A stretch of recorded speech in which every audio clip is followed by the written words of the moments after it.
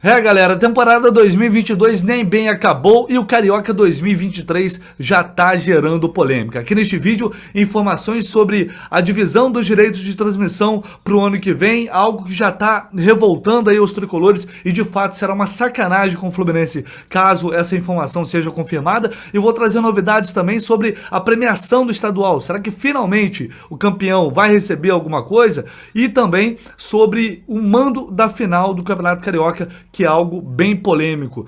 Jogadores que estão renovando o contrato, mais um entrando para a lista, Michel Araújo, com o vínculo sendo estendido até 2025, e tem jogador renovado também até março do ano que vem. Chega mais este vídeo aqui, deixe seu like, é muito importante, se inscreva aqui no canal do Lessa, se você não está inscrito, seja muito bem-vindo aqui na sua principal fonte de informação diária sobre o tricolor. Conto muito com vocês, deixe seu like se você gostar e também, obviamente, seu comentário, que é muito importante, essa troca de ideias por aqui que a gente sempre tem. Galera, vou falar sobre o Campeonato Carioca. Se minha voz estiver meio ruim, não reparem, porque de ontem para hoje peguei parece mais uma virose aí que tá atacando um monte de gente. Enfim, não tô 100%, mas o importante é a gente estar aqui trazendo informação para vocês. Sobre o Campeonato Carioca, ontem foi publicada uma matéria pelo Gilmar Ferreira lá no Extra, que já gerou muita revolta, inclusive me deixou muito revoltado. Eu vou trazer aqui as informações primeiro e aí a gente discute em cima disso. Aqui nessa reportagem, o Gilmar Ferreira ele diz que o Flamengo se acertou com a federação em relação aos direitos de transmissão para a TV aberta no ano que vem. O Rodolfo Landim, que é o presidente do Flamengo, antes de viajar para o Catar, deu o ok. Tem duas emissoras brigando aí para transmitir também o Campeonato Carioca, além da TV Globo que também entrou nessa briga aí, a Band e o SBT. E fala aqui o Gilmar, o curioso é que quase 3 anos depois do rompimento com o Grupo Globo por divergência nos valores ofertados, Landim acena com um acordo pelos 18 milhões propostos em 2020 para a renovação de contrato assinado em 2017. Na época, o Flamengo não aceitou. E agora, eles podem receber os mesmos 18 milhões daquela época. A diferença é que Vasco e Botafogo já assinaram para receber a metade, 9 milhões de reais. Para receber a metade do que o Flamengo vai receber. O Fluminense teria recebido a mesma proposta, mas ainda não respondeu. Tem aqui mais essa matéria do Gilmar, que está explicando melhor aqui. Botafogo e Vasco, por enquanto, os únicos a avalizarem o contrato com essa nova empresa que vai gerenciar os direitos aí de transmissão do Campeonato Carioca, Brax Sports Assets. E daqui, o Fluminense recebeu oferta semelhante a Botafogo e Vasco, só que ainda não respondeu. Cara, tomara... Primeiro, eu não consigo compreender por que Vasco e Botafogo, sendo SAF agora, aceitaram essa proposta. Sendo que, em tese, não precisam de dinheiro, urgente. Então eu não consigo entender esse primeiro ponto. Segundo ponto, na época que o Flamengo rompeu com a Globo, assim como a federação, eles foram lá em Brasília para aprovar a lei do mandante, o Vasco foi um que foi lá lamber as botas do Flamengo também.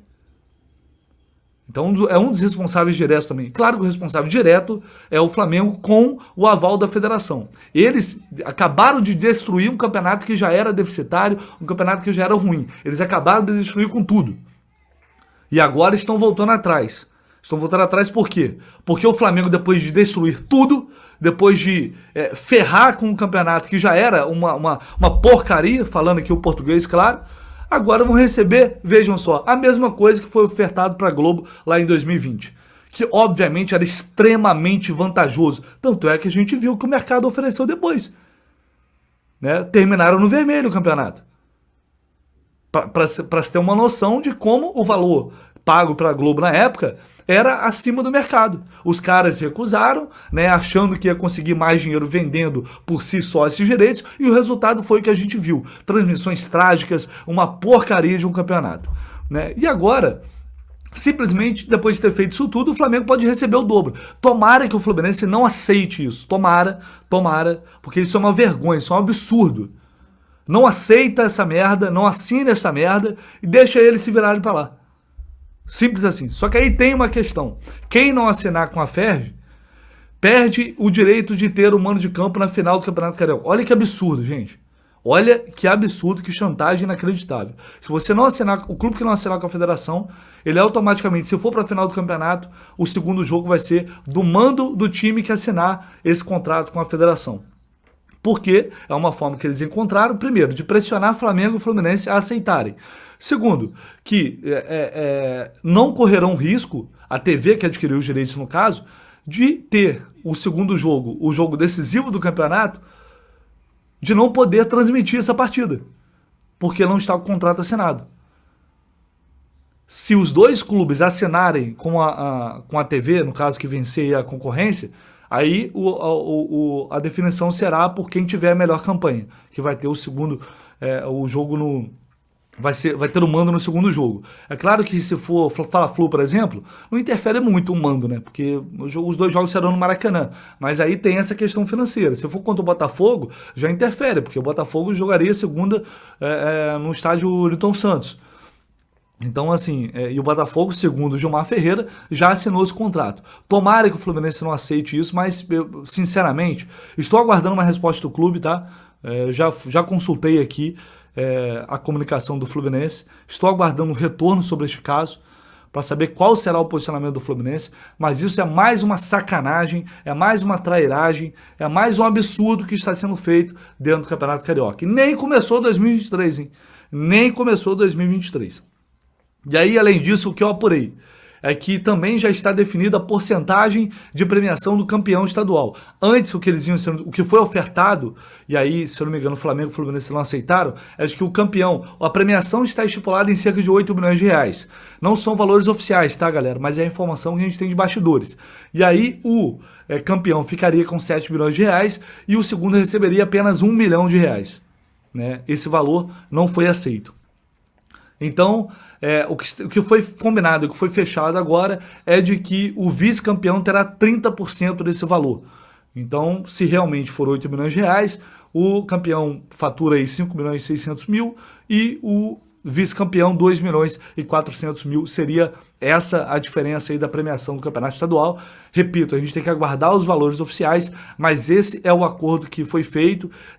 Estão ocorrendo reuniões diárias na Federação de Futebol do Rio para acertar esses últimos detalhes que ficaram pendentes em relação ao último arbitral. A gente provavelmente vai ter novidades nos próximos dias, mas de qualquer maneira, isso por si só, tudo isso para mim é um completo absurdo, mas não chega a ser novidade. Os clubes não se impõem, né?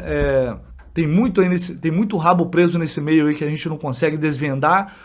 Havia expectativas que os clubes virando SAF agora iriam se impor de maneira diferente, e pelo que a gente está vendo, ao contrário, estão se submetendo a tudo isso.